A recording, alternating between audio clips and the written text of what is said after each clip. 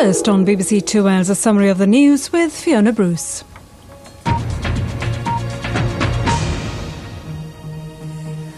Good afternoon. Despite yesterday's news that the IRA has come up with an apparently acceptable plan for decommissioning its weapons, there's still doubt whether the Good Friday Agreement can be saved.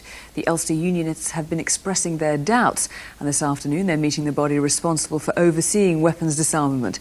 Our correspondent, Mark Devonport, is in Belfast. Well, what did the Ulster Unionists have to say? Oh, well, the Ulster Unionists' meeting with the Canadian General John de Chastelain, who's overseeing disarmament, is still continuing. But earlier in the day, their party leader, David Trimble, reiterated that what he wants to see from the IRA is action, not words. Twice the Republican movement has let us down.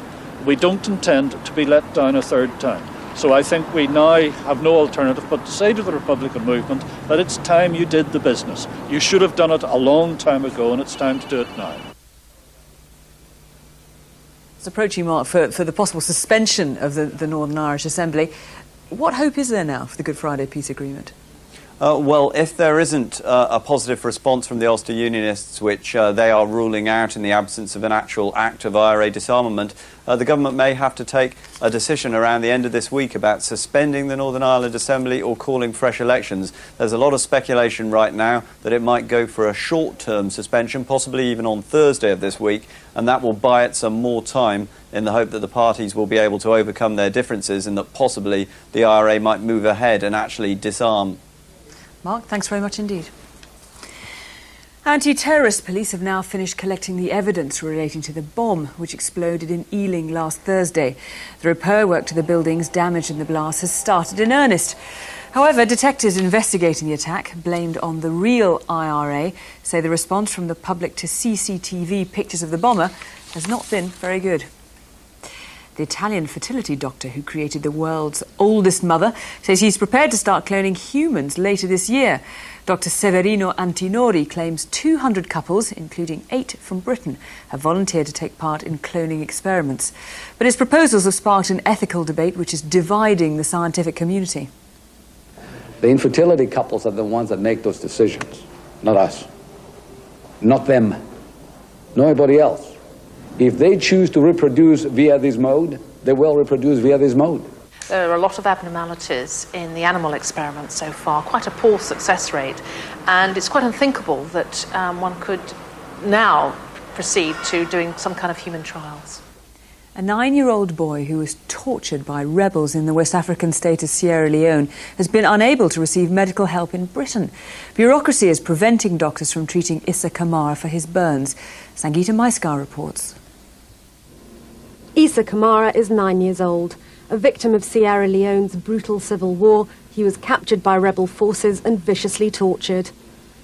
One night, the rebels roasted him over a fire. His mother was made to sing and clap as this was happening, and he was severely burned. Aid workers are now trying to bring him to Britain, where his physical injuries can be treated. His hand is curled in like this, and it's very disfigured. And so I take him to the market, and he chooses socks to cover up the hand so people will not see it. Moved by his story, staff at the Norfolk and Norwich Hospital have volunteered to operate for free. But charity workers have been told the operation can't go ahead. Department of Health rules governing treatment of people outside the UK means Issa can't be helped here. Along with many other children who've become casualties of Sierra Leone's bloody battles, Issa's currently being cared for in a camp similar to this one. The Department of Health says they're sympathetic to the little boy's plight and are looking for ways to bring him to Britain. An investigation's begun in South Wales into how 3 teenagers caught typhoid fever. The 3 from Newport are being treated in hospital and they're expected to make a full recovery. Typhoid fever is transmitted through contaminated food or water, but the local council has stressed the local water supply is safe. The American millionaire Steve Fossett has entered one of the most dangerous stages of his round-the-world balloon flight. He's now over the South Pacific, an area notorious for its perilous storms, which wrecked a previous solo bid and nearly killed him. That's it. There are news bulletins every hour on BBC News 24. And I'll be back with the 6 o'clock news on BBC One. Bye for now. Hello, good afternoon. I'm Ashley Crowther. The former Assembly advisor who provoked outrage by comparing incomers in Welsh language areas to foot and mouth disease carriers has said he stands by his comments. John Elfed Jones has told BBC Wales that he has no regrets about his magazine article and he believes the Assembly must tackle the language issue urgently. Meanwhile, at the National Eisteddfod this morning, First Minister Rhodri Morgan hit out at extremism over the Welsh language. A day after a former chair of the Welsh Language Board compared immigration to foot and mouth disease, Rhodri Morgan has stepped into the language row. His guns on Plaid Cymru.